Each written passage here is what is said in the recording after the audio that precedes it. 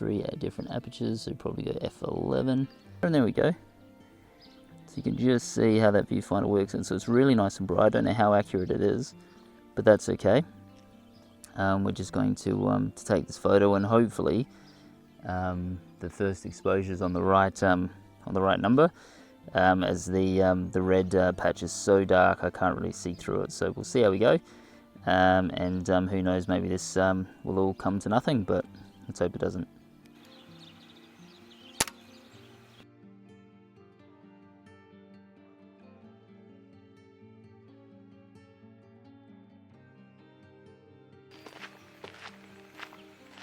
I'm going to give this landscape a go here. So we've got some nice little kind of shrubs in the foreground there, leading off into the water behind, with a few kind of mountains in the background. So look, I don't know how this is going to turn out. I do hope that, given we got a bit of light coming over, it's just catching the tops of these shrubs in the foreground, and I'm hoping that's just going to give it enough interest and separate it from the background. So I think a few things that I've found out about this camera is it is quite hard to see how level the scene is in the viewfinder.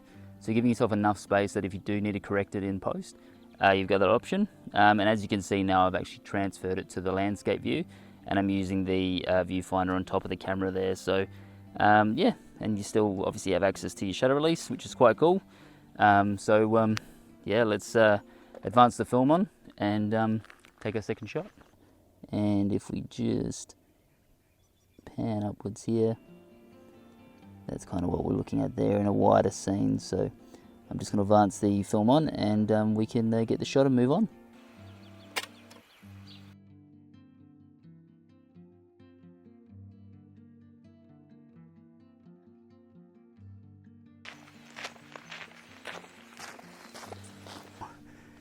Found a little spot up here. I think we might get a shot off. It's quite dark, so we're just going to have to do our best and see how we go.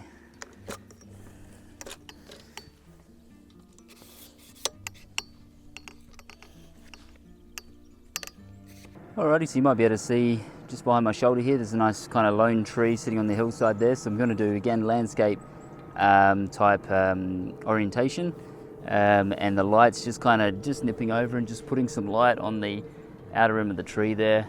Not sure whether I should wait a little bit longer so there's a little bit more light coming over the hill, because we're only using Portrait 160, so I'm hoping it doesn't underexpose the foreground too much and send it into darkness. But that contrast between the sky and the highlights against the shadows of the tree and into the foreground might be quite nice as well. But again, I just don't know how this guy's going to handle that.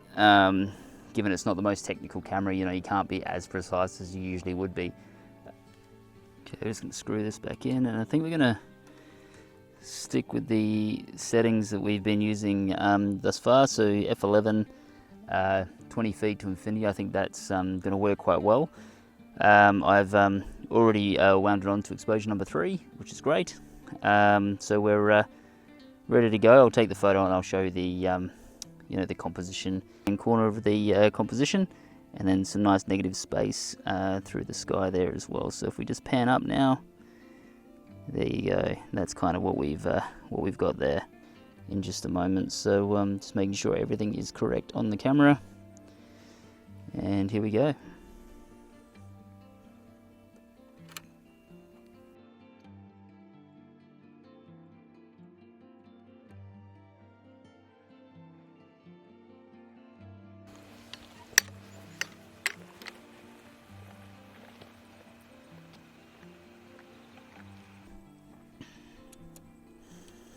Okay, let's just wind this on.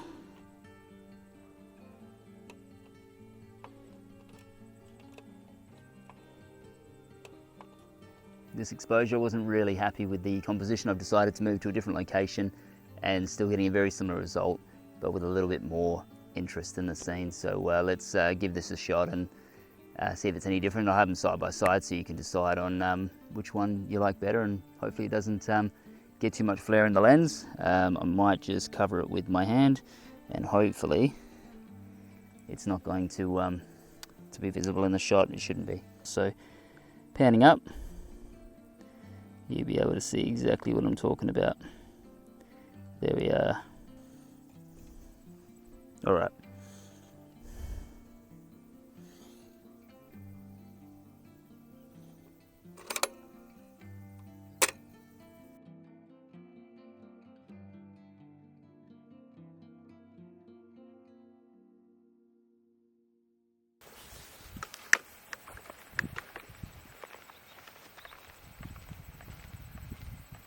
Alright, I think we're nearly done. Last shot of the day. Unfortunately, I was just about to get ready to take it and the sun's kind of fallen behind the clouds there. So I guess this one might just be a little bit of a waiting game. Kind of a little sheep holding pen or something, but it's actually a fertilizer bin, which is quite weird and interesting. But like I said, the lights is kind of really dimmed down and there's no contrast in the scene, whereas we're getting some nice kind of cross shadows before and some good form. So just going to stick with the settings we've been using, so f16 and the focusing from 20 feet to infinity, because I think that's probably going to work best for this shot. So the lights just started to lift, so I'm going to grab the shot now before we miss it.